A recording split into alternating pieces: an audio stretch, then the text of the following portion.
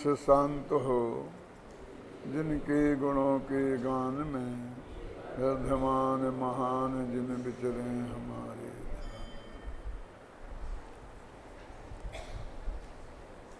समय सार अनुशीलन पृष्ठ 200।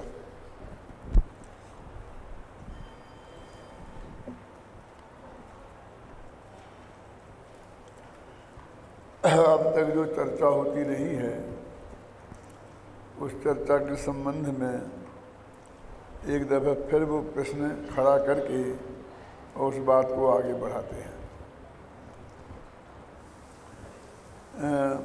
इन गाथाओं के बाद जो कलश आता है उसमें यह प्रश्न उठाया गया है कि अज्ञानी अज्ञान भावों का ही और ज्ञानी आत्मा ज्ञान भावों का ही कर्ता क्यों होता है। इस प्रश्न का उत्तर आगामी गाथाओं में दिया जाएगा। वह कलश मूलतः इस प्रकार है। ये सिर्फ प्रश्न पैदा करने वाला कलश है। अगली गाथाओं का में प्रश्न पैदा करता है। और यदि आप ऊपर ऊपर से देखेंगे, पाठ पढ़ेंगे, करेंगे ना, तो ये गाथाओं में भी यही बात लिखी है, कलश में भी यही बात लिखी है, आगे की गाथाओं में भी यही बात लिखी है। क्या? ज्ञानी के सब भाव ज्ञानमय होते हैं, अज्ञानी के अज्ञानमय। संतोष नहीं होता है कि क्या जवाब दे रहे हैं। देखो अपन पढ़ते हैं, ज्ञानमय एव भाव कुतो भवेद ज्ञानिनो न पुनः अन्या अज्ञानमया सर्वा। ज्ञानी के सभी भाव ज्ञानमय होते हैं और अज्ञानी के सभी भाव अज्ञानमय होते हैं। ऐसा क्यों है? बस इतना कह दिया। इसमें कह दिया ऐसा क्यों है, और गाथा में कह दिया ऐसा इसलिए है क्योंकि ज्ञानी के भाव ज्ञानमय होते हैं और अज्ञानी के अज्ञानमय होते हैं। पढ़ो इसका पद्यानुवाद।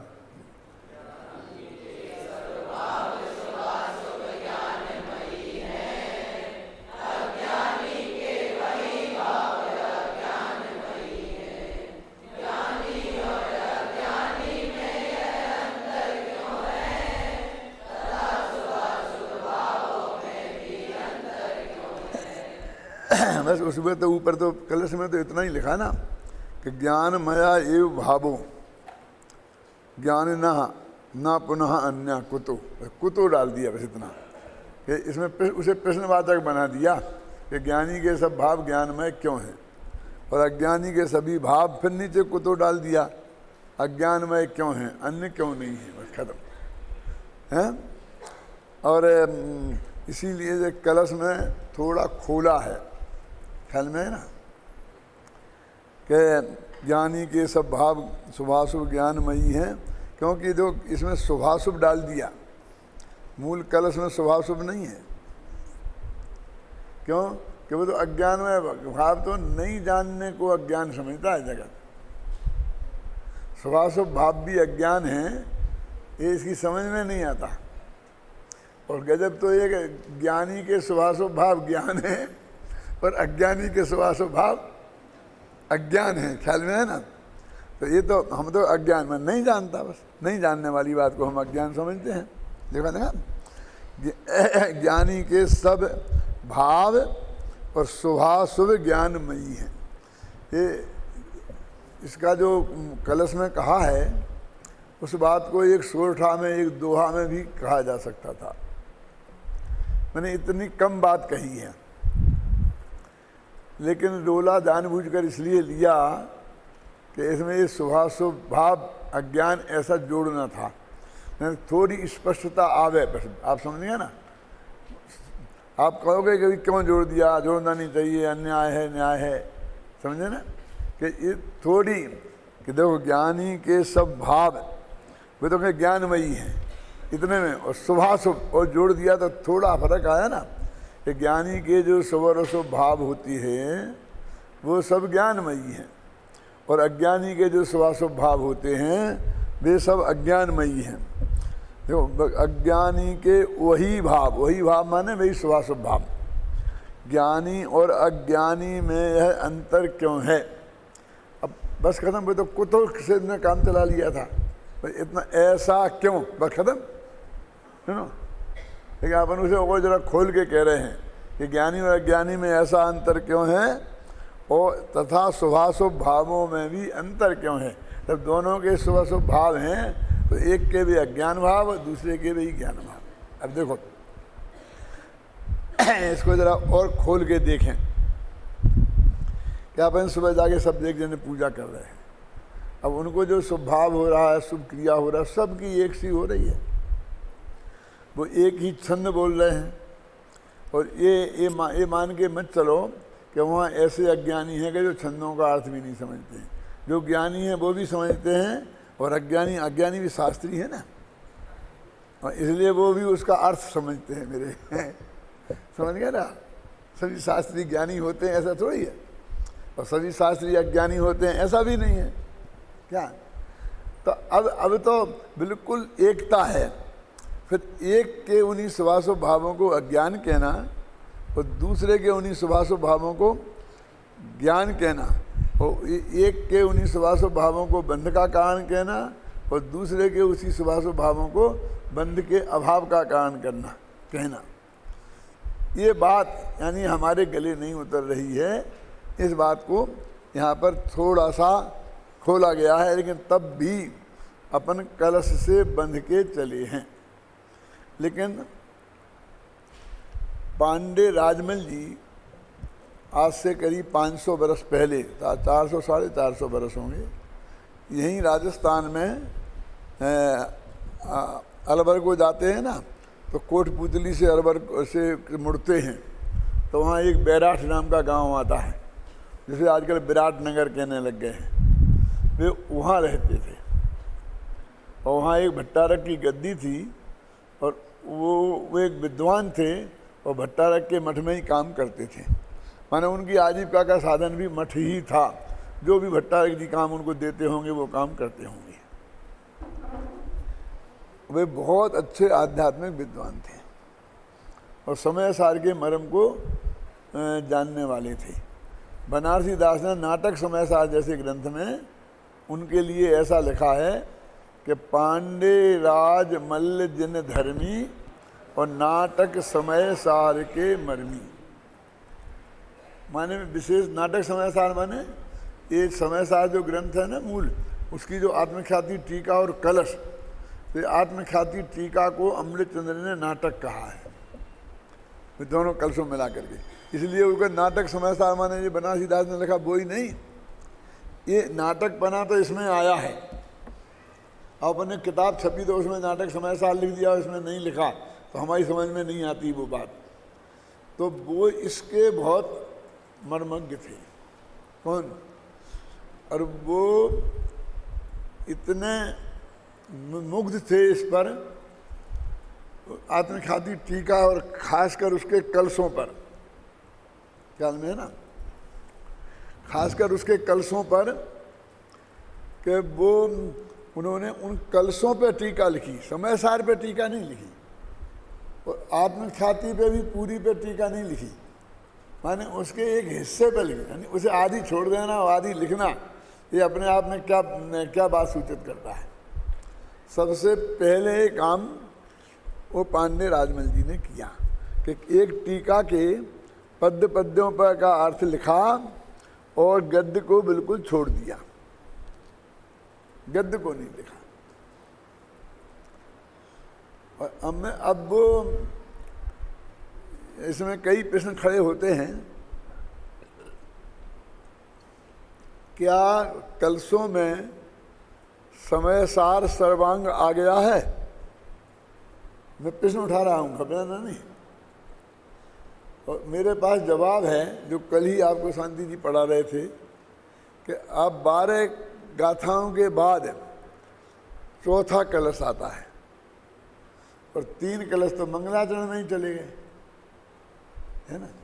मान पहली से लेके 12 गाथों तक बीच में कोई कलश नहीं है, और उसमें 6वीं 7वीं 11वीं कैसी कैसी महत्वपूर्ण गाथाएं आई हैं। और अमृतचंद तो ये कहते हैं छोटा समय सार तो पूरा हो गया, क्यों? अब तो विस्तार रुचि वालों के लिए हम आगे की बात करते हैं। और उनने एक भी कलश नहीं लिखे, तो पूरी विषय वस्तु छूट गई ना वो, है ना। मतलब लेकिन नहीं, बस उन्होंने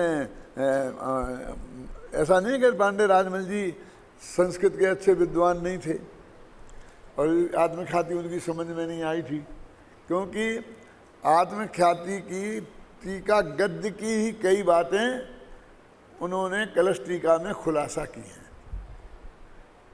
टीका तो कलशों की लिख रहे, लेकिन उसी के गद्य में जो कोई खास बात थी और जो कलशों में नहीं थी, उसका भी स्पष्टीकरण किया है। क्या इसलिए इसका मतलब आत्मख्याति पढ़ते थे और उनकी पूरी समझ में भी आती थी। मतलब ऐसा, और आप जानते हैं कि जम्बू स्वामी चरित्र और कई उनके ग्रंथ हैं वो प्योर संस्कृत में लिखे हुए हैं, धड़ाधड़ धड़ाधड़। उन जैसी सुंदर संस्कृत बड़े अच्छे अच्छों में देखने में नहीं मिलती है। और कहा तो यहाँ तक जाता है कि पंचाध्यायी भी उन्हीं पांडे राजमल जी की किताब है। अब समझो पंचाध्यायी की महिमा अभी तुमने सुनी होगी, है ना। आज से नहीं, जब बनारस में ये सब विद्वान पढ़ते थे, चंद्रशेखर जी वगैरह और ये सब पंडित मक्खनलाल जी वगैरह भी सब, तब गोपाल दास जी बरैया जो विद्वान थे जैन दर्शन के बहुत अच्छे, और वहाँ तो सब ब्राह्मण विद्वान थे पढ़ाने वाले, बनारस में ज़्यादा अच्छे विद्वान थे नहीं, तो ये वहाँ गए थे शेखर जी की यात्रा पर। मार्मिक बात समझना, तो बनारस में उस विद्यालय में भी पहुँचे, तो वहाँ ये सब विद्यार्थी थे उस वक्त, मक्खनलाल जी, खूबचंद जी, बंशीधर जी, न्यायालंकार, देवकी नंदन जी, ये सब पंडित वहाँ पढ़ते थे, स्टूडेंट थे। तो इन लोगों से उनकी चर्चा हुई होगी, तो वहाँ तो वो जो पढ़ाया था, तो उन्होंने कहा कि यदि तुम्हें जैन सिद्धांत पढ़ना है तो तुम मेरे पास मुरैना आओ, तो मैं तुम्हें पढ़ाऊँगा। वहाँ उनने निमंत्रण दिया, बर्नी जी ने वहाँ पर विद्यालय खोला था, उसमें ये सब पढ़ते थे और बर्नी जी भी साथ में पढ़ते थे। कोई बर्नी जी बहुत बड़े विद्वान नहीं हो गए थे उसके पहले, ख्याल में है ना, लेकिन उनकी प्रेरणा से खुला था, ये बात सही है। और जब वो यहाँ आए तो उन्हें पंचाध्यायी पढ़ाई। मैं पंचाध्यायी की महिमा आपको बताने के लिए इतनी बात मैं आपको बता रहा हूँ क्या।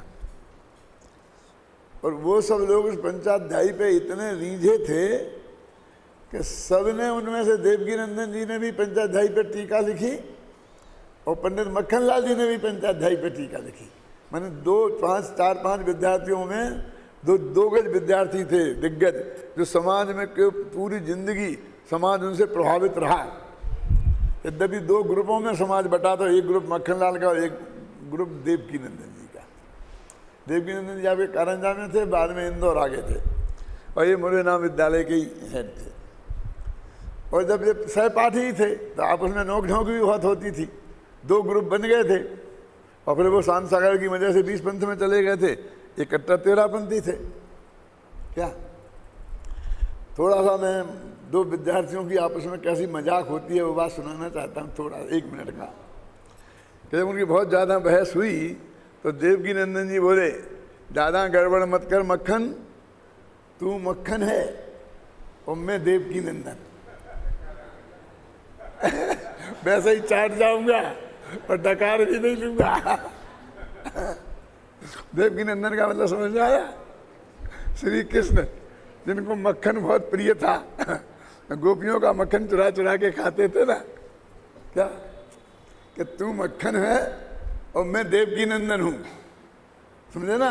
माने ऐसे ही का ऐसा, बिना चबाई निकल जाऊंगा और फिर डकार भी नहीं लूंगा। तो उन दोनों ने पंचाध्यायी पर टीका लिखी। आप सुनिए, और कांजी स्वामी का मक्खनलाल जी ने डटकर जीवन भर विरोध किया, समझना। देवकी नंदन जी पक्ष में भी नहीं थे ज़्यादा, विपक्ष में भी नहीं थे, लेकिन तो सरसेठ हुकुमचंद के यहाँ नौकरी करने लग गए थे, जैसा हुकुमचंद जी का रुख रहता था वैसा उनका हो जाता था, रहता था। आप समझ गए, वे गए हुकुमचंद जी सेठ जी तो वे भी साथ में चले गए।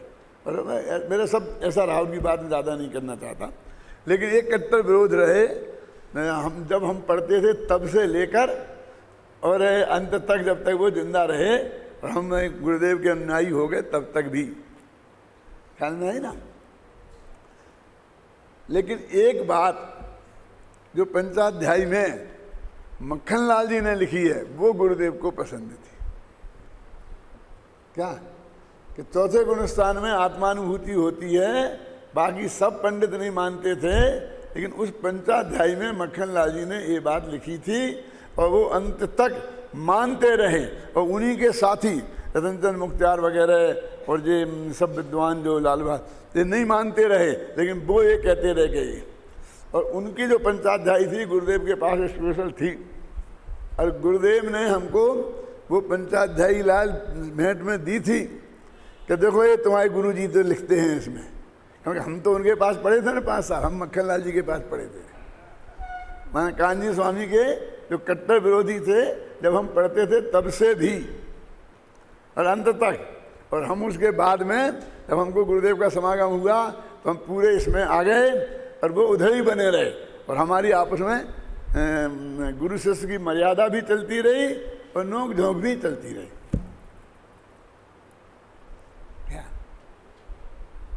तो मैं तो सिर्फ इसलिए बता रहा हूँ कि ये जो पंचाध्यायी कितनी महिमावंत किताब थी।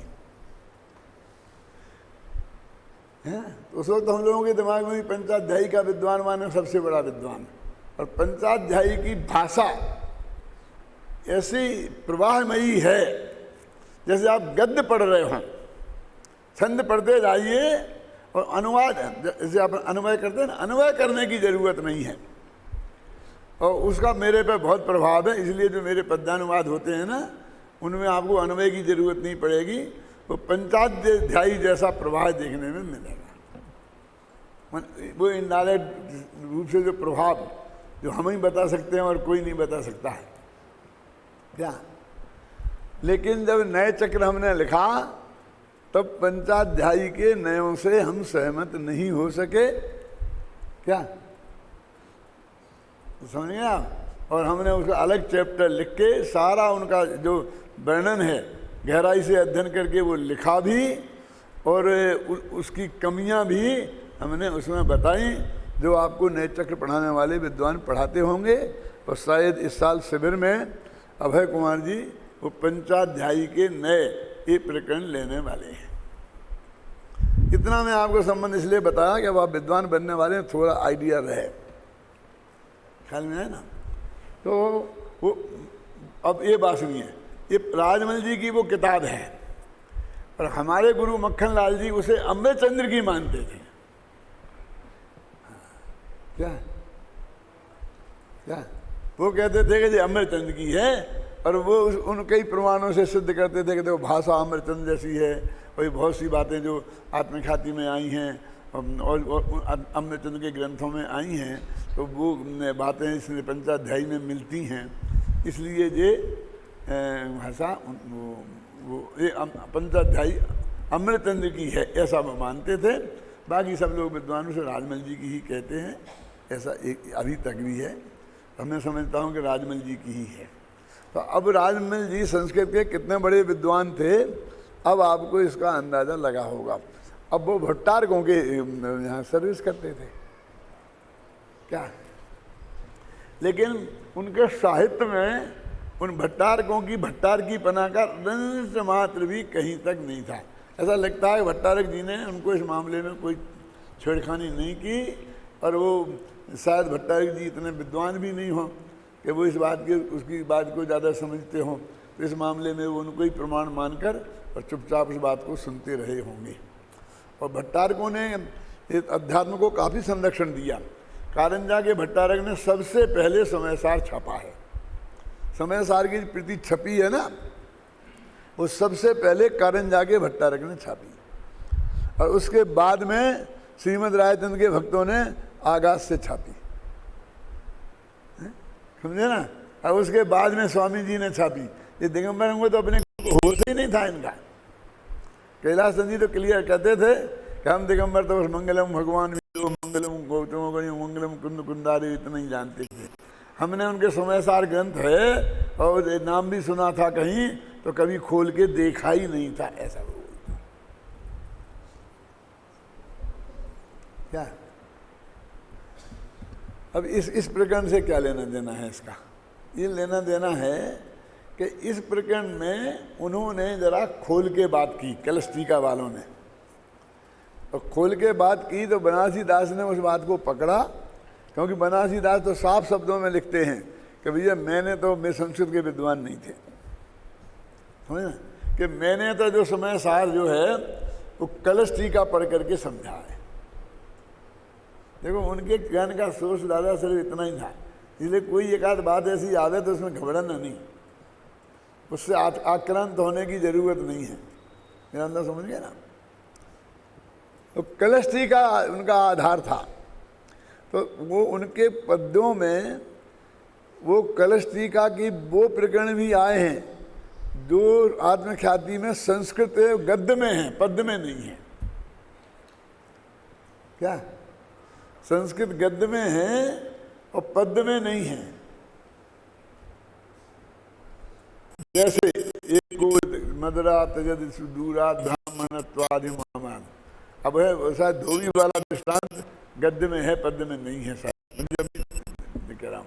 और उन्होंने पकड़ा उसको बनारस दास जी ने और उसे लिखा। ऐसा कई जगह आप मिल जाएगा। अब बनारसी दास का पूरा नाटक समय सार भी हमने गहराई से पढ़ा। फिर हमने कलश पद्यानुवाद क्यों लिखा? जरूरत नहीं थी कि वो पद्यानुवाद था, लेकिन पद्यानुवाद था नहीं ना। कई पद्य तो छूटे हुए हैं, उन्होंने एक अक्षर भी नहीं लिखा, और कई पद्यों पे एक एक पद्य पे 6 छंद लिख दिए, क्योंकि वे तो कलश टीका को जानते थे। कलश टीका में जो विषय वस्तु उन्हें अच्छी लगी वो बनाते गए, और उन्होंने सलंग नहीं बनाया था। जब जो प्रकरण अच्छा लगा उस पर उन्होंने 4 छंद लिख दिए, 4 छंद लिख दिए और जाके सभा में सुना दिए। सभा में सुना दिए, लोगों ने याद कर लिए, अपनी अपनी कॉपी में लिख लिए और गाने लग गए। और रास्ते में चलते चलते, जैसे आजकल सिनेमा के गाना गाए जाते हैं, बनारसी दास जी के छंद आगरा की गलियों में गाए जाते थे। ऐसे तो नाटक समय से आगे छंद। बाद में उनने या किसी उनके भगत ने उनका संकलन करके और थोड़ा व्यवस्थित करके और उसे छपाया। और ये तो सोनगढ़ ने किया ये काम, तो कि भाई ऊपर पूरा छपाया, और ये जो भाव है ये समय सार के किस कलश का है, तो उस कलश को नीचे दे दिया, कोशिश की, क्योंकि कई जगह तो मिलता ही नहीं ना। क्या ये जो नाटक समय सार छपा है ना, ये मेरी संपादन में यहाँ छपा था, जयपुर पेंटर से सबसे पहले, जैसे सोनगढ़ में छपा था। तो वो इसमें बहुत मेहनत, कौन सा छंद कैसा क्या वहाँ से भी हुई थी, फिर हमने भी बहुत मेहनत की थी। अब ये इस कलश को पढ़िए आप। ये जो 66वां कलश का अपन ने ये पढ़ा ना हिंदी का, ज्ञानी के सब भाव स्वभाव सब ज्ञानमयी हैं, अज्ञानी के वही भाव अज्ञानमयी हैं। ज्ञानी और अज्ञानी में है अंतर क्यों है? देखो इसके अर्थ में अपन ने सीधा छंद को ही रखा, अपन ने जो उसमें पद में जो स्वभाव भाव जोड़ दिया वो अपन ने इसके अर्थ में नहीं जोड़ा। देखो पढ़ो, यहाँ प्रश्न है कि ज्ञानी को ज्ञान भाव ही क्यों होते हैं, उसके अज्ञानमय भाव क्यों नहीं होते। इसी प्रकार अज्ञानी के सभी भाव अज्ञानमय क्यों होते हैं, उसके भाव ज्ञानमय क्यों नहीं होते। बस जो उसमें था उसका अक्षर 2 गद्य में लिख दिया, पद्य में अपन ने किया, वो इसमें नहीं जोड़ा। अब अपन ने राजमल जी ने लिखा, उसके अनुसार जो बनारसी दास ने लिखा इसी बात को, ज्ञानवंत के भोग निर्जरा हेतु हैं,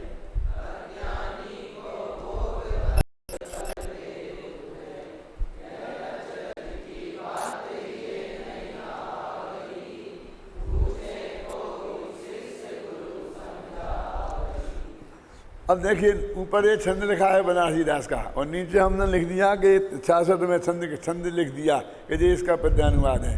अब इसका पद्यानुवाद में कहीं से है, कहीं क्या बात आई है इसकी इसमें? हाँ अजय जी पढ़ो आप। अरे थोड़ा तो अर्थ हिंदी तो पढ़ ली ना, हिंदी गद्य और छंद कि ज्ञानी के भोग निर्जरा के कारण, वो भी हमने लिख दिया अर्थ, इसका भी लिख दिया। और उसके अज्ञानी के बंध के कारण है, यह आवाज आश्चर्य उत्पन्न करने वाली है, यह मेरे हृदय में नहीं बैठती है, मुझे इसमें अन्याय प्रतिभाषित होता है, क्योंकि यह भाव अज्ञानी के बंध के कारण है, बेही भाव ज्ञानी के निबंध के कारण। ये कैसे हो सकते हैं, ख्याल में है ना। तो मेरे कहने का मतलब ये है, ऐसा शिष्य ने प्रश्न किया तो गुरु उसका उत्तर देते हैं। अब बिल्कुल नहीं है ना उसमें, यानी उनने पूरा भाव यहाँ एब्जॉर्व किया, इसमें से नहीं, कलश टीका में से। कलश टीका में उनने ऐसा खोला कि ज्ञानवंत के भोग निर्जरा हेतु हैं। अब ज्ञानवंत के भोग निर्जरा हेतु हैं, ये कहाँ लिखा? ये निर्जरा की बातें नहीं है, ये छंद निर्जरा अधिकार का नहीं है। ऐसा लगता है कि निर्जरा अधिकार की बात चल रही हो जैसे, नहीं लगती है। इसलिए मैंने कहा ना, ये तो बस अपने उनने गा करके बना दिया। अब उनको लगा कि जे इससे मिलता जुलता तो हमने यहाँ रख दिया, चाहते तो निर्जरा अधिकार में रख देते किसी छंद के नीचे। मतलब मैं तुमको ये सब पोल खोल के बता रहा हूँ कि जिससे तुम चाहो तो वहाँ ले जा सकते हो इस छंद को। मेरा मतलब ले जा सकते हो, मैंने अपने कम से कम विवेक से किताब लिखो, नहीं उसमें ले जाओगे नहीं ले जाओ, किताब लिखोगे नहीं लिखो, लेकिन अपने विवेक से तो समझ गए ना। ये बात निर्जरा जैसी नहीं लगती है, ज्ञानी के भोग निर्जरा के कारण अज्ञानी को बंधे फल देते हैं, यह बात हृदय में नहीं आती है। तो इसके लिए यानी नाटक समयसार होते हुए भी कलश पद्यानुवाद की जरूरत क्यों है, आए समझ। और कलश पद्यानुवाद लिख गया तो नाटक समयसार पढ़ने की जरूरत नहीं है, ये बात नहीं है, क्योंकि एक अपने कलश में नहीं है क्या। इसके लिए अनुशीलन में तो है लेकिन कलश में नहीं है, टीका में भी नहीं। आप समझ गए ना। अब इसमें से ऐसा अर्थ निकालना, आप समझो, सोचो जरा, फिर पढ़ते हैं। देखो, इस कलश के अर्थ पर विचार करते, ऊपर से पढ़ रहे पेज नंबर 201 पर। कलश के अर्थ पर विचार करते हैं तो ऐसा लगता है कि इस प्रश्न में क्या दम है कि ज्ञानी के सब भाव ज्ञानमय हैं और अज्ञानी के भाव अज्ञानमय क्यों होते हैं। कोई बात हुई, ज्ञानी के ज्ञानमय होंगे, ज्ञानी अज्ञानी है। कि जैनियों जैसे काम करते हैं और मुसलमानों जैसे करते हैं। अब इसमें काय का प्रश्न है, इसमें काय की बात है? मैंने भाषा क्या मतलब, उसमें से वो गंभीर अर्थ छिपा है, लेकिन सर्वजन की समझ में नहीं आ सकता। कभी कभी विद्वानों की समझ में आना भी बहुत मुश्किल है। मैंने अमृतचंद को तो ऐसा लगता है कि हमने सब कुछ कह दिया, क्योंकि बहुत जितने गहरे में पहुंचे हुए आचार्य थे उनको ऐसा लगता ही नहीं कि हमारी बात में कोई स्पष्टता रह गई है। पर गहराई में जाते हैं तो यह भाव भाषित होता है। ये स्टडी है, इसको अपना अध्ययन बोलते हैं ना, कि रीडिंग और स्टडी, अध्ययन और पढ़ना और अध्ययन। आपने समय सार पढ़ा है लेकिन उसका अध्ययन नहीं किया है ना। पढ़ा है माने रीडिंग की है, और स्टडी माने अध्ययन किया है ना। विद्यार्थी उन्हें कहते हैं जो अध्ययन करते हैं, विद्यार्थी उन्हें नहीं कहते हैं जो रीडिंग करते हैं। रीडिंग तो समाचार अखबारों की होती है रोजाना, अखबारों की सुबह से उठ के रीडिंग करते हैं ना, ऐसा समय सार नहीं पढ़ा जाता है। पर गहराई में जाते हैं तो यह भाव भाषित होता है कि दया दान भक्ति आदि शुभ भाव तथा विषय भोग आदि अशुभ भाव। अब जो खोला तो नहीं, लेकिन इसमें से निकाल रहे। यदि ज्ञानी के हों तो उन्हें ज्ञान भाव में कहना, और ये कौन दया दान भक्ति शुभ भाव और विषय भोग आदि अशुभ भाव, और अज्ञानी के हों तो उन्हें अज्ञानमय कहना। अब ये प्रश्न खड़ा होता है कुछ। अब ये प्रश्न लगता है कि जो प्रश्न जैसा है, जिस पर पूरे के पूरा प्रश्न चलाना चाहते हैं कुंद क्या हमें समझ में है ना, कि भाई उन्हीं भावों की बात है कि वही खाना ज्ञानी खा रहा, वही अज्ञानी खा रहा, वही पूजा वो कर रहा, वही पूजा वो कर रहा। अपन ने कल कितना लंबा लंबा चौड़ा चौड़ा बताया था ना, लोगों को कुछ अच्छा भी नहीं लगा होगा कि ये पूजा की आलोचना कर रहे हैं। ये भाई वो आचार्य कह रहे कि यदि तुम्हें सम्यक दर्शन नहीं है तो तुम्हारे सब भाव अज्ञानमय हैं। हम क्या करें, इसे कुछ होने वाला नहीं है। शाम को सुमन प्रकाश जी ने भी ये बात कही थी ना, क्यों कि तुम क्या समझ रहे हो, तुम सब समझ रहे हो कि बराबरी भाई, हम भी तो यहीं से बैठे थे और उन्हें तो आलस आ रहा था, हमें तो आलस भी नहीं आ रहा था, और वे तो बस ऐसे बैठे थे उदास से, और हम तो नाच रहे थे, गा रहे थे। क्यों, तो हमको ज़्यादा पुण्य बंधना चाहिए। क्यों, पुण्य तो है ही नहीं तुम्हारे, और बंध रहा ज़्यादा क्या, क्योंकि ईरिया समिति पूर्वक थोड़ी नाच रहे थे। मेरी समझ में नहीं आता है कि ये नाचना धर्म में कब से कैसे शामिल हो गया। सब स्वधर्मिंद को लेते हैं। अब भगवान का जन्म हुआ था तो वो नाच रह गया था, दरवाजे पर ऐसा नाचने लग गया था, ऐसा गुरुदेव का कोई वाक्य पढ़ लिया पंचकर्णा के मौके बोला होगा तो, अरे वो स्वधर्म इंद्र, वो तांडव नृत्य से आप कहते हो, ये तांडव नृत्य तो करने वाले शंकर भगवान थे, वो जो उनके यहाँ आते हैं ना, ये तो सिर्फ जब तीर्थंकर का जन्म होता उसी एक दिन ही करता है, पहले ट्रेनिंग भी नहीं करता, प्रैक्टिस भी नहीं करता, और कभी ऐसा नाचता भी नहीं। दो सागर में जितने भी तीर्थंकरों के जन्म कल्याण में जाता होगा, वो सिर्फ उतनी बार ही वो ऐसा नाचता है। क्या तो कहाँ है वहाँ भगवान? वहाँ तो एक बालक पैदा हुआ है एक राजा के यहाँ, जो भविष्य का तीर्थंकर बनने वाला है, बस उसे इतना पता चल गया है, ख्याल में आई ना। तो उस वक्त वो नाचा, वो अरविंद भगवान के समोषण में जाके नाचा हो, ये बताओ, और तुम समोषण में नाच रहे। समोषण में ऐसी उद्दंडता बर्दाश्त की जा सकती है क्या? एक दफा ऐसा हुआ था, शांति जी आप थे कि नहीं थे, वहाँ पर था हिम्मतनगर में, कहीं गुजरात में हो रहा था विधान, तो मैं तो हमेशा ही कहता रहता नाचने माचना की बहुत विरोध रहा हूँ। ये शांता बहन वगैरह कहते मुझे को पकड़ के यहाँ भी खड़ा किया, लेकिन वो मेरे से ऐसे मेरे पैर ऐसा नहीं करवा सकी, हाथ से जरा मैंने उनके साथ ऐसा वो जरूर कर दिया है। और बाबू भाई नाचते थे थोड़ा, तो मैं बाबू कहते विद्वानों का काम नाचना है, मैं बोल जाता हूँ, मैंने कभी नहीं अपनाया उसे। तो ये अभिनंदन कुमार जी तो नचाना शुरू किया, पहले आदमियों को नचाया, फिर औरतों को नचाया, फिर इनको, फिर दोनों साथ नाचो। इतना गुस्सा आया मेरे को, देखो अभिनंदन जी अब तुम्हारी खटिया खड़ी करवानी है, अब मैं पूरा प्रवचन तुम्हारे ऊपर करूँगा, यहाँ नहीं गाँव में। बोलो क्या कहे, क्या है, या तो तुम प्रतिज्ञा करो ही भगवान के सामने कि भविष्य में ऐसा नहीं होने करेंगे हम, नहीं तो मैं आज फिर मैं इसी खटिया खड़ी करता हूँ। हद हो गई, पुरुष महिला साथ साथ नाचे, तुम ब्रह्मचारी कैसे? लगा वो कितना क्या लगा, कम से कम मेरी उपस्थिति में तो ऐसा मौका नहीं आया मेरे सामने। तो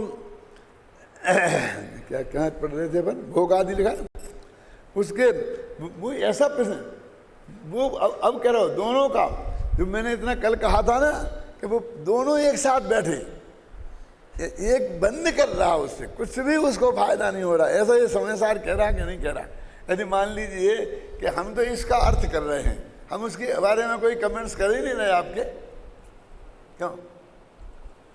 लेकिन ये फैक्ट वो हमें समझने की जरूरत है कि नहीं है? उछल कूद में धर्म नहीं है। सबसे बड़ी बात तो ये है कि वो ईर्ष्या समिति पूर्वक नहीं हो सकता है, तो बहुत से जीव जंतु हम मर सकते हैं। हम बाहर के जीवन में ईर्ष्या समिति पूर्वक रहें तो नहीं रहें, लेकिन मंदिर में तो हमें ईर्ष्या समिति पूर्वक देख के चलना चाहिए। क्यों? मंदिर में ही कोई कीड़ा हमारे पैर के आगे नीचे से मर जाए, ये अच्छी बात तो नहीं है। एक बात, दूसरी बात और मैं कहना चाहता हूँ, जिसमें एक मंदिर ये है ना कि नाचने की बात, अब ये जुलूसों की बात, ये कहता हूँ इतने बड़े बड़े जुलूस, ये सारे हाथी जो आजकल आदमी को कुचल देते हैं। हमारे सामने हिम्मतनगर में उन्हें एक महिला को बिल्कुल भगवान का अभिषेक के कैंप पे आगे सामने ही पैर रख दिया और वो वहीं खत्म हो गई है कल। हाँ वो यहाँ जयपुर में लेकिन मैं कहता हूँ ये हाथ ये सब ईर्ष्या से समिति पूर्वक चलेंगे। घोड़े जो भी जितने जितने लोग आपने हमारे इतने हाथी, इतने घोड़े, इतने दे, इतना राज, ये सब ईर्ष्या समिति पूर्वक चलेंगे। वो तो जमीन प्रासुक हो जाती है इनके चलने से, वहाँ एक जीव जंतु नहीं बचता है। और वहाँ जीव जंतु कितने होते होंगे बोलिए? अरे जिन इन आडम्बरों को जितना कम कर सकते हो उतना कम करो। ख्याल में आई ना? इनमें रंच मात्र धर्म नहीं है। और कम से कम लोगों को ये धर्म तो पैदा मत करो कि तुम्हें बहुत बड़ा धर्म कर रहे हो, ये करके राग रंग का पोषण करके उसमें धर्म कर रहे हो। ऐसा अपराध हमारे चित्त में तो हमसे तो नहीं होना चाहिए। क्या देखो क्या लिखा है? भोगादि के क्या अज्ञानी के उक्त भावों को अज्ञान में कहकर बंध के कारण बताना, और ज्ञानी के उक्त भावों को ये अभी तक खोला नहीं था, कलश में खोला नहीं है, अमृतचंद ने ऐसा खोला नहीं है। बस ज्ञानमय कहकर बंध का कारण नहीं, ऐसा कहना न्याय संगत है। वास्तविक प्रश्न तो यह है।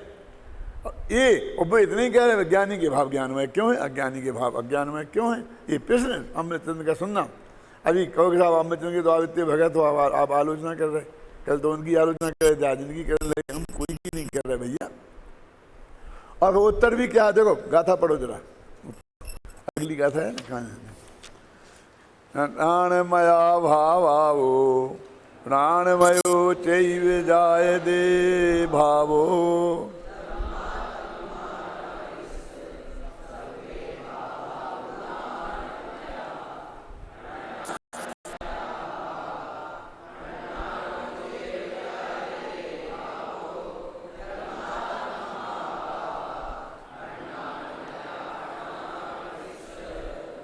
अब वो प्रश्न था। अब देखो उत्तर क्या है? ज्ञानी के भाव ज्ञानमय होते हैं, इसलिए ज्ञानी के भाव ज्ञानमय होते हैं। अज्ञानी के भाव अज्ञानमय होते हैं, इसलिए अज्ञानी के अज्ञानमय होते हैं। ये जवाब दिया। अब आगे समझो उत्तर जवाब क्यों? यानी हमारी तो समझ में नहीं आया। तो चलो आगे और बता देते। गाथा ही गाथा है, पढ़ो जरा। तुम गाथाओं से पाठ करवाता हूँ ना तुमसे, इसलिए करवाता हूँ, समझो। देखो अरे मैं भी सब सुनता हूँ वहाँ से एक एक शब्द, धोती पहनता रहता हूँ, सुनता रहता हूँ, स्कूल चालू रखता हूँ मैं, है ना। तो 2 दिन से तुम सुबह के टेप के पहले पाठ नहीं कर रहे हो, सब पता है मुझे। सुनो क्या गाथा। कणकमया भावादो जायन्ते कुंडलादयो भावा।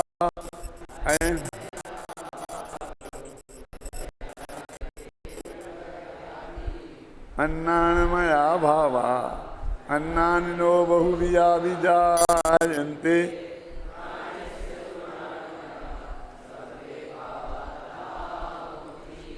क्योंकि सोने के से गहने सोने के ही बनेंगे। सोनों से गहना बनाएंगे तो वे गहना भी सोना ही होंगे, सोने के ही बनेंगे। कौन क्या बनेंगे? कुंडलादि। कुंडलादि क्या है? कुंडला कान में पहने जाते हैं। और देखो अयमया भावादो जायन्ते दुकटगादि, और जो लोहे से बनेंगे गहने, क्यों? वे लोहे के ही बनेंगे, ठीक है? क्यों?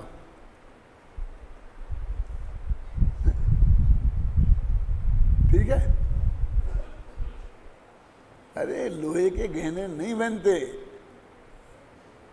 इसलिए लिखा है उन्हें कटक आदि। आप समझे ना, वहाँ लिखा है कुंडल आदि, और यहाँ जो लोहे की जो चीज़ें बनती हैं, आप समझे ना, उसका उदाहरण दिया है ना। औजार अपन ने उसमें किया है, खोला है, देखो एक अनुवादों में, इसके अनुवादों में कहा है कि लोहे के गोंद कवर कटका दी और कुंडला दी। माने गहना नहीं है, लोहे के गहना नहीं। आप समझे ना, जो जो जो चीज़ लोहे, समझ लो लोहे की बेड़ियाँ जेल में डालने वालों को बनाई जाती हैं, कोई भी समझे ना। कड़े, वहाँ कुंडल, यहाँ कड़े, तो कड़े लोहे के बनते हैं, ख्याल में आई ना, जो जेल वाले को पहनाए जाते हैं। और आजकल जो गुंडे लोग पहनते हैं, वो ऐसा एक बनाते हैं ना जिसमें मारो तो सिर फट जाए, ऐसा नोकदार, वो लोहे का बनता है, स्टील का, समझे ना, कतक, समझ गए ना, ये बनते हैं। मैं अभी तो क्या जवाब दिया, इसलिए ज्ञान से जो भाव बनेंगे वो ज्ञानमय होंगे, अज्ञान से बनेंगे अज्ञानमय। भाई ये जवाब देते जा रहे हो, उदाहरण पूछा तो उदाहरण ये दे दिया। अब उदाहरण से भी क्या स्पष्ट हुआ ना, अब सुनो, कलश टीका वाले नहीं होते, फिर बनारसी दास नहीं होते, समझे ना, फिर जयचंद जी छावड़ा नहीं खोलते, फिर स्वामी जी नहीं समझाते, तो अपनी समझ में आता। और इन सब ने समझा दिया, फिर भी हमें तुम्हें समझाने की जरूरत पड़ रही है, क्यों? इस जगत को क्यों है ना, जो इसमें इसकी जरूरत है, मतलब समझना, इसलिए इसकी भी हमें कलश टीका की भी जरूरत है, हमको समय सार नाटक की भी जरूरत है, हमको जयचंद की टीका भी जरूरत है, स्वामी जी के प्रवचन की जरूरत है, हमारे और जितने हों सब जरूरत है। क्यों? कि उसमें कोई नई बात आ रही हो तो, नहीं आ रही हो तो फिर आप देख लो, नहीं है आपको आ रही हो छोड़ दो। देखो अब लौट के वहीं चलो। पांडे राजमल जी ने कलश टीका में इस कलश का अर्थ करते हुए इस प्रकार के संकेत दिए हैं। यही कारण है कि बनारसी दास जी ने इस कलश का भावानुवाद इस प्रकार किया है। पढ़ लिया ना, ज्ञानवंत के भोग निर्जरा हेतु हैं, अज्ञानी को वही बंद फल देतु हैं। यह अचरज की बात ये नहीं आवही, बूझे कोई शिष्य गुरु समझा वही। अज्ञानी के भोग नजरा के कारण हैं और अज्ञानी के वही भोग बंद के कारण है। वही भोगों की बात है, वो 5 इंद्रियों के भोग माने खाना पीना उठना बैठना भोगना, और वैसे ही एक से ही हों तब तो वो तुलना होगी ना। जैसे अपन ने पश्चाताप में लिखा ना कि धोबिन को भी ये मानना पड़ेगा कि कोई जबरदस्ती उठा ले गया था, वो अपनी मर्जी से नहीं गई थी, और नहीं तो सीता के साथ उसकी तुलना नहीं हो सकती। क्यों? मतलब वो तुलना करनी है ना, तो वही समझे ना, भाव लेना पड़ेंगे उसी टाइप के हैं। अंतर सिर्फ श्रद्धा का रखने का है।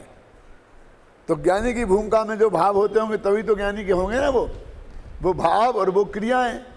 तो वही अज्ञानी की क्रिया को पकड़ना, वही ज्ञानी की क्रिया। जब अपने पूजा पाठ पकड़ा, ज्ञानी भी एक कर रहा और अज्ञानी भी कर रहा है, और एक ही क्रिया। अब एक कम बंद कर रहा है, ज़्यादा बंद कर रहा। अभी तक ये बात तो हम लोग समझाते रहे हैं, बहुत से लोग, कि वो घर में रसोई खाना खाते हैं, 4 आदमी एक थाली में खाते हैं, लेकिन एक को कम होता है, एक को ज़्यादा होता है, एक को जब नहीं होए तो उसे पता चलता है। तो वो तो मात्रा की बात है। यहाँ तो बंद एक को कम होता है एक को ज़्यादा है की बात नहीं है, एक को नहीं होता है और एक को होता। उदाहरण समझ में आया ना, अंतर समझ आया ना उदाहरण का। शिष्य द्वारा इस प्रकार का प्रश्न उपस्थित करने पर गुरुजी उसे समझाते हैं और इस प्रश्न का उत्तर आगामी गाथाओं में दिया जाएगा। ये गाथाएं अपन ने पढ़ी अभी। क्योंकि ज्ञानमय भाव में से ज्ञानमय भाव ही उत्पन्न होता है, इसलिए ज्ञानियों के समस्त भाव ज्ञानमय ही होते हैं। क्योंकि अज्ञानमय भाव में से अज्ञान भावमय भाव ही उत्पन्न होते हैं, इसलिए अज्ञान के सभी भाव अज्ञानमय ही होते हैं। इन गाथाओं का भाव आत्मख्याति में इस प्रकार व्यक्त किया गया है। देखो इसमें भी ज़्यादा नहीं खोला, बहुत संक्षेप में निपटा दिया। वास्तव में अज्ञानमय भाव में से कोई भी भाव नहीं, क्या है में जो कोई भाव होता है वह सभी अज्ञानमयता का उल्लंघन न करता हुआ अज्ञानमय ही होता है। ये तो तर्क देते हैं ना, अज्ञानमयता का उल्लंघन नहीं किया उसने, इसलिए अज्ञानियों के सभी भाव अज्ञानमय ही हैं। और ज्ञानियों में जो भी भाव होते हैं वे सभी ज्ञानमयता का उल्लंघन नहीं करते हुए ज्ञानमय ही होता है, इसलिए ज्ञानियों के सभी भाव ज्ञान। मैंने कुछ नहीं किया, उन्हें बिल्कुल हूबहू लिख दिया, इतना बस उनकी न्याय की भाषा में लिख दिया। अब देखो, अब जयसेन अपन सहयोग कर रहे हैं, यानी जयसेन जो 700 वर्ष पहले हुए, अमृतचंद्र के 300 वर्ष बाद, जब ना पांडे राजनीति थे ना बनारसी दास, कोई नहीं था, तब उनके दिमाग में खड़ा हुआ कि मज़ा नहीं आया। कि ऐसा कहने से मज़ा नहीं आया, तो उन्होंने एक दिया। देखो, आचार्य जयसेन तात्पर्य वृत्ति में उपादान कान के समान ही कार्य होता है, इस आगम वचन का स्मरण दिलाते हुए समझाते हैं। क्या उनने ये पकड़ा कि भैया वो सोने के गहने का उपादान तो सोना है, सुनार थोड़ी है। क्या सुनार को काहे को लपेट रहे हो? वो ये कहते हैं कि ज्ञानी उपादान है, काहे के? वो जो भोग रूप क्रिया भी हो रही है ज्ञानी के, तो वो भोग क्रिया जाने दो, भोग रूप के भाव हो रहे हैं, उनका उपादान तो ज्ञानी ही है ना, और ज्ञानी के भाव अज्ञान में होते नहीं है। तो उनने एक उपादान निमित्त का पॉइंट उठा करके इस बात को गले उतारने की कोशिश की। सुनो, उपादान कारण के समान ही कार्य होता है, इस आगम वचन का स्मरण दिलाते हुए यह समझाते हैं कि ज्ञानमय भावों से ज्ञानमय भाव ही उत्पन्न होते हैं। इसने निश्चय रत्नत्रय रूप ज्ञानमय भावों से मोक्ष मार्ग रूप ज्ञान भाव ही उत्पन्न होता है। क्यों कि जौ का बीज बोने पर जिस प्रकार बासमती चावल पैदा नहीं होते, ये व्यतिरेक उदाहरण दिया। ऊपर सिद्धांत बताया था और उदाहरण कौन सा दिया? व्यतिरेक। उदाहरण से भी वे अपनी बात पुष्ट करते हैं। वे कहते हैं कि अज्ञानमय भावों से ज्ञानमय भाव उत्पन्न नहीं हो सकते। ये वो ज्ञानियों के लिए वो दिया ऊपर का, और अज्ञानियों के लिए ये दिया। अब सुनो, इन गाथाओं में टीका के बाद अमृतचंद जो छंद लिखते हैं उसमें भी इसी बात को उन्होंने दोहरा दिया। बस जो गाथा में कहा कि ज्ञानिनो ज्ञान निर्वित्ता सर्वे भावा भवन्ति, सर्वेप्यज्ञान निर्वित्ता। देखो ये ना, ज्ञानी के सभी भाव ज्ञान से बने हुए। अभी इसका पद्यानुवाद पढ़ो।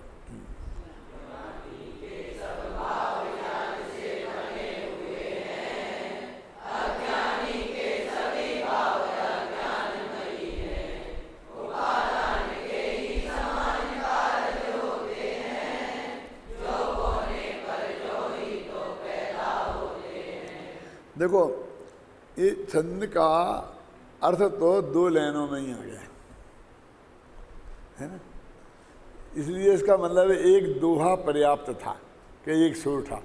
अनुष्ठुप छंदों का जहाँ तक मैंने अनुवाद किया है उसे दोहा और सुरठा में निपटाने की कोशिश की है। अब ये इसका भाव तो आ गया, इसमें कोई दिक्कत नहीं है, लेकिन वो जयसेनाचार्य की जो बात थी वो भी मैं इसमें डालना चाहता था। क्यों कि जब आप अकेला कलश पद्यानुवाद पढ़ेंगे, जैसा कि ने कलश टीका लिखी कि नाटक समय सार है, तो वो आत्मख्याति टीका तो पढ़ेंगे नहीं, तो उस वक्त उस आपके दिमाग में वो बात क्लियर नहीं होगी। इसलिए नीचे की दो लाइनों में जयसेन ने जो दो उदाहरण दिए वो अपन ने इस छंद में डाल दिए। एक एक छंद की अपन सोचेंगे ये यहाँ क्यों किया, कैसा किया, तो आपको ही पता चलेगा क्यों कैसे हुआ। आप समझे ना, निरर्थक नहीं कि जगह थी, जगह कैसी थी, जगह तो बनाई गई है, हम दुआ लिख देते तो जगह नहीं रहती है। छंद तो सब तरह के होते हैं ना, लेकिन उपादान के समान कारण होते हैं, वो पहली पंक्ति हैं, और नीचे जो बोने पर जो ही पैदा होते हैं, उसमें लगा जो बोने पर बासमती चावल पैदा नहीं हो जाएंगे। नेगेटिव बनाया अपन ने, पॉजिटिव ही रहने दिया। जो बोने से जो ही पैदा होते हैं और उपादान के समान कारण होते हैं, इसलिए ज्ञानी उपादान है, इसलिए ज्ञानी के भाव ज्ञानमय होते हैं, और चूंकि वो ज्ञान बोएंगे तो ज्ञान ही उगेगा। ऐसी अज्ञानी का समझ लेना, आप समझेंगे ना। देखो क्या ज्ञानी माने सम्यक दृष्टि, अज्ञानी माने मिथ्या दृष्टि। देखो, जो भी अध्यात्म का प्रकरण है उसमें ज्ञानी शब्द का 99% अर्थ सम्यक दृष्टि होता है और अज्ञानी का मिथ्या दृष्टि होता है। 1% में और बातें जान देना, जैसे अपन बोलते हैं ना कि गणधर देव भी कहते हैं कि हे भगवान, कहाँ तुम्हारा केवल ज्ञान, भाई अल्प ज्ञान, हे गुरु हम तो अज्ञानी हैं। वहाँ पर कौन सा अज्ञानी है भाई? अपने को मिथ्या दृष्टि अज्ञानी नहीं कह रहे हैं, पर केवल ज्ञान नहीं है, सिर्फ ऐसे अज्ञानी। क्या आप समझ रहे ना? समझ गए ना? केवल ज्ञान नहीं है, सिर्फ ऐसे अज्ञानी, तो वहाँ ऐसा आएगा। लेकिन यहाँ तो कोई भी प्रकरण चलेगा, ज्ञानी माने सम्यक दृष्टि और अज्ञानी माने मिथ्या दृष्टि। वो कह रहे मिथ्या दृष्टि उपादान हो तो मिथ्या सारे भाव मिथ्यात्मय होंगे। इसको एक उदाहरण दिया जाता है कि यदि एक घड़ा औंधा रख दिया तो उस पर जितने घड़े रखे जाओगे औंधे ही रखना पड़ेंगे। औंधे घड़े पर सीधा घड़ा रखना संभव ही नहीं है। रख के देखना, गोल होता है ना, तो वो तो टिकेगा ही नहीं।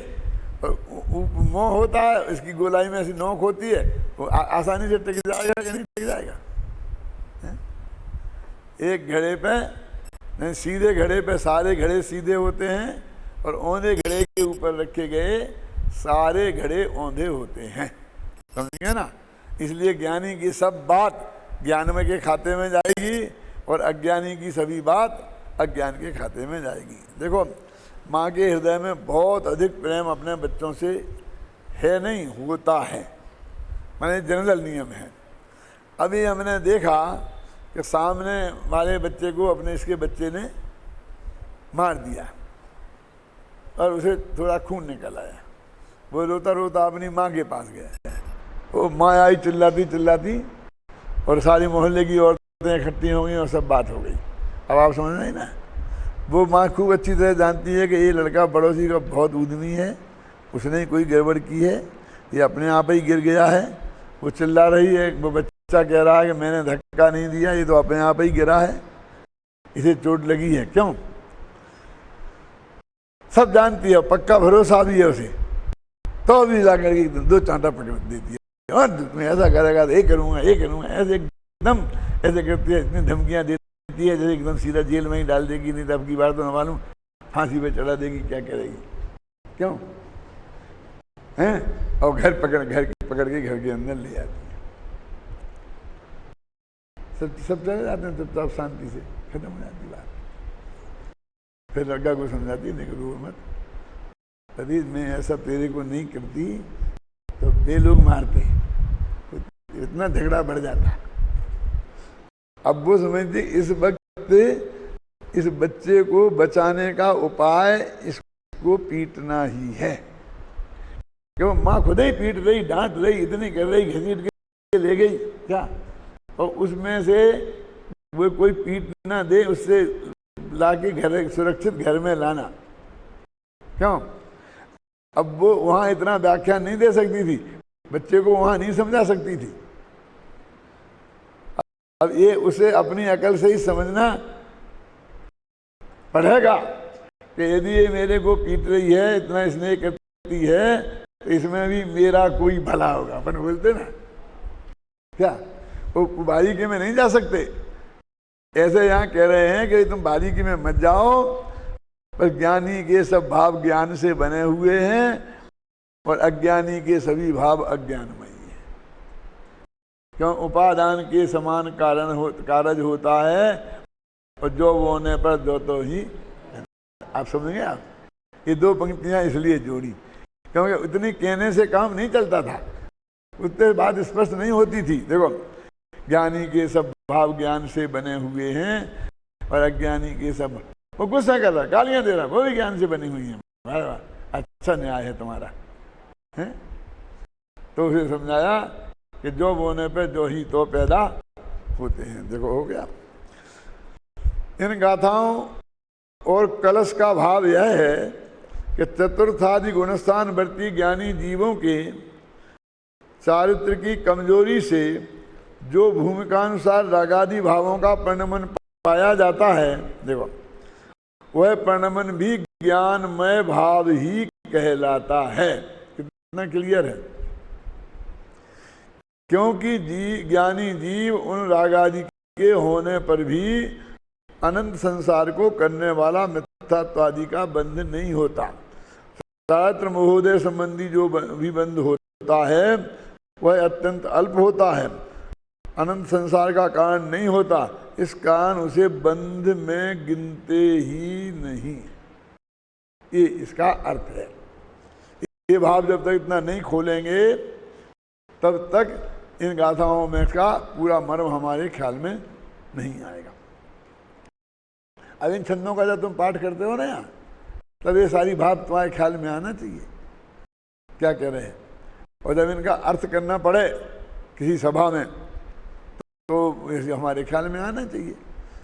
हमें पीयूष ने वहाँ पर प्रवचन किया ना, हमारे प्रवचन के पहले तो यही प्रकरण लिया और बराबर बराबर बराबर बोल रहा, 2 दिन बोलता रहा। फिर भी मुझे को ऐसा लगा कि भाई इसमें कुछ लोगों के गले पढ़ नहीं रहा कि पढ़ रहा होगा, तो इसको ऐसा असंतोष लग रहा है कि जैसे कोई बात हमने गले नहीं उतार पाई क्या।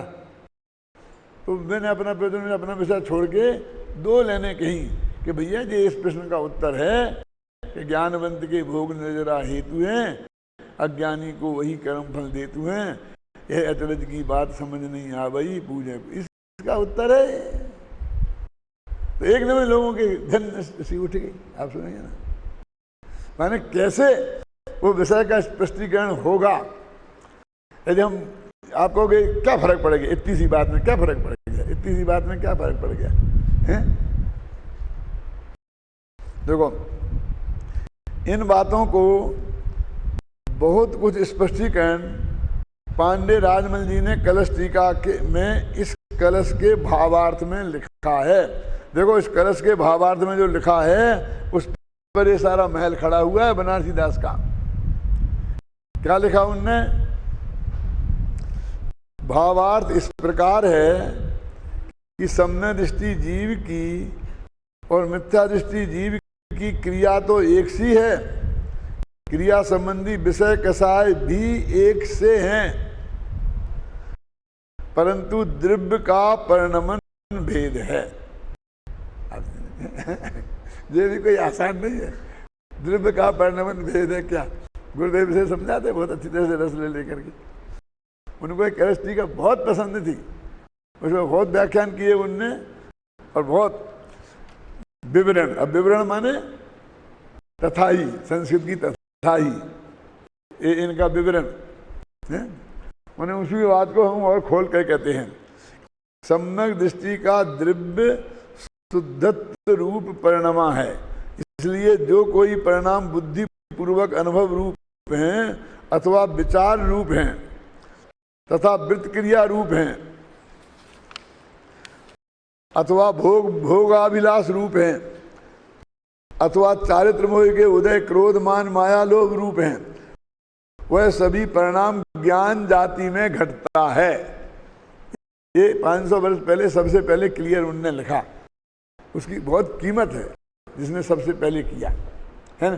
भाषा कितनी कमजोर थी उस वक्त, जो भाव समझ गए ज़्यादा फिर उस हिंदी भाषा में समझाना पसीना छूटता।